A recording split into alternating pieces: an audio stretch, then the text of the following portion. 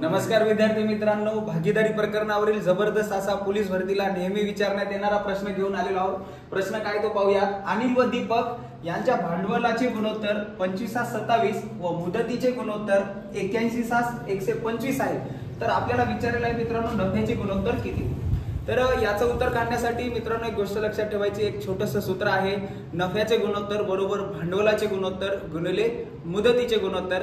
या सूत्रामध्ये ह्या किमती टाकून त्याचं उत्तर काढावं लागतं। तर हे सूत्र लक्षात ठेवण्यासाठी आपल्याकडे एक शॉर्टकट पद्धत आहे, ती म्हणजे अशी की न बरोबर भामू।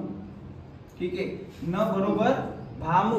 न म्हणजे नफ्याचे गुणोत्तर, भा म्हणजे भांडवलाचे गुणोत्तर, म म्हणजे मुदतीचे गुणोत्तर। ठीक आहे, आपल्याला नफ्याचे गुणोत्तर विचारले ते जसंच तसं ठेवायचं।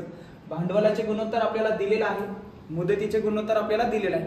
आता मित्रांनो लक्षात घ्या, नफ्याचे गुणोत्तर आपल्याला काढायचे, भांडवलाचे गुणोत्तर दिलेले 25:27। ठीक आहे, आता गुणोत्तर म्हणजे एक प्रकारे भागाकार असतो।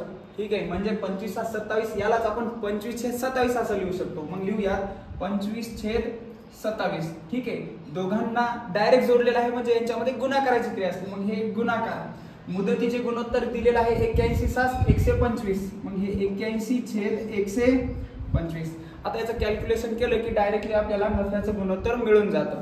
पाहूयात, या 27 ने 81 ला 3 चा भाग जातो, 25 ने 125 ला 5 चा भाग जातो, किती आलेले उत्तर 3/5।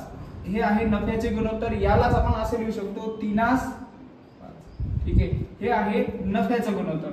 तर प्रश्न समजला असल्यास नक्कीच आपल्या व्हिडिओला लाईक करून जास्तीत जास्त विद्यार्थ्यांपर्यंत शेअर करा।